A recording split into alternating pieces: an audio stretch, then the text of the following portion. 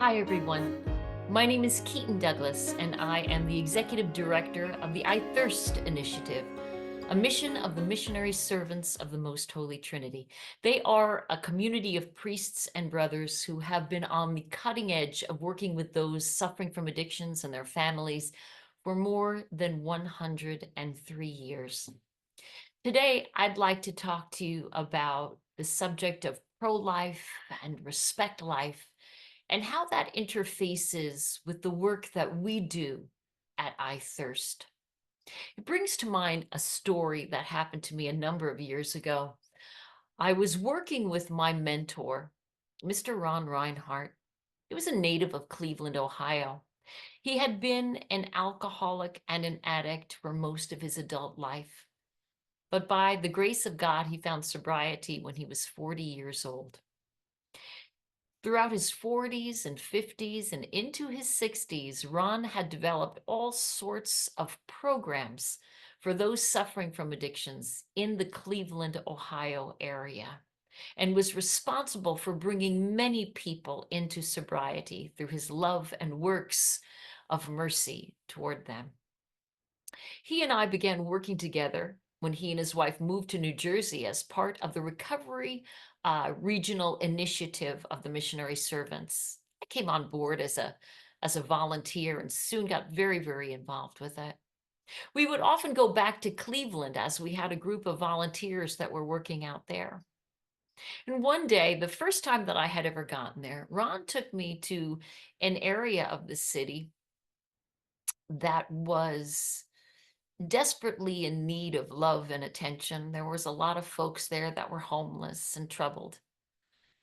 And as Ron took me around, I looked out and I saw the many people that were still suffering. But he said to me, I want to show you something. I want to show you where I used to live. I said, okay, marvelous. So I drove with him and finally it was dark and we stopped under a bridge. I said, Ron, why are we under this bridge? He said, well, Keaton, I promised to tell you, to show you where I had lived for 15 years of my life. I said, Ron, but we are under a bridge. He said, that's where I lived. For almost 15 years of his life, this man, battling his own demons, battling his own addictions, lived under a bridge in Cleveland. And that day, as he sat next to me, he was my mentor, he's my colleague, my wonderful friend, a man of unique human dignity who had done so much in his life to redeem his past, to show love, Christ's love and mercy to others. I stopped that day and I thought, how many people probably passed him by when he was homeless? Which brought to mind the parable of the Good Samaritan in the Gospel of Luke. We listen about the Good Samaritan. You remember the story, of course. There was a Samaritan man who came to the aid of a fellow who was robbed and left bloodied and left for dead in the middle of the street. The priest and the Levite walked past him. They were holy men, and in the cultural context, they did not want to get themselves bloody lest they become unholy. But the Good Samaritan, himself a person who would be ostracized for being what they considered a half-bred, he was the one that came to the aid, picked that man up, put him on his own beast, took him to the inn, and even left money for the innkeeper should he need additional help. I think about that often. If the blood were unholy, think how bloody the Good Samaritan became. Think of the blood that was on his beast. Think of the hospitality of the innkeeper who brought him into his quarters. And think of the priest and the Levite who passed him by. Hmm. I remember in talking about this story that Jesus, in telling this parable, said to those that were there. He said, "Who is this man's neighbor?" And of course, it came back to him, the one that showed him mercy. And Jesus says, "Go do likewise." And for me, that's a very important understanding of the word of Christ and of his commandment to us to go do likewise, to go be present for those that others will just pass by. Like Ron, every time I see someone who is suffering from an addiction or homeless, I think to myself, that is a child of God, a person of unique human dignity. And as such, that person is someone that Jesus loves as much as he loves you or me. It's so important in realizing that those lives are very important to Jesus, and that we can no longer just pass people by. We are called to be Christ's hands and his feet in this world, caring for those who are suffering. For me, and the work that we do at I Thirst, it is absolutely a pro-life and respect life issue. We are pro-life, all lives, from inside the womb till natural death. And that includes finding our brothers and sisters who are in all sorts of situations that may be even repugnant to us. But Christ demands, show them love, show them mercy, go do likewise. This work is important. In a wonderful quote, St. John Paul II says, "Do not be deterred from the commitment to defend the dignity of every human person with courageous determination. Christ is with you. Be not afraid." This courageous determination, particularly as it pertains to the church working with those who are suffering from addictions, this determination will require nothing short of the systemic, organized, educated effort.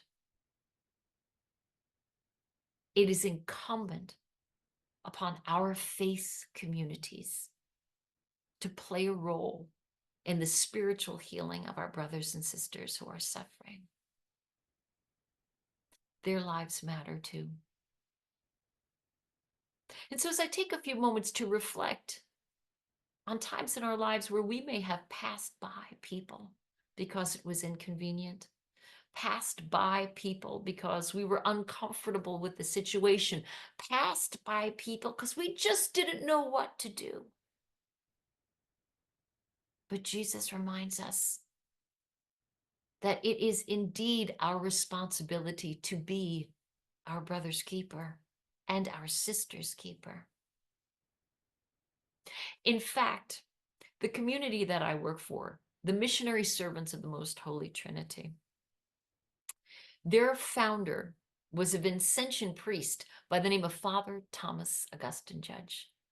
103 years ago, when he was putting this community together, he was prophetic in his understanding that in order to serve his charism, which was to serve those who were poor and abandoned and to preserve the faith amongst those populations, his prophetic vision saw that amongst those who were poor and abandoned were those who were suffering from the disease of addiction. And that is why that community has been working with them for so very long, in different manifestations, realizing their unique human dignity. Father Judge wrote something in December of 1926, and I would like to share that with you right now. Father Judge wrote the following.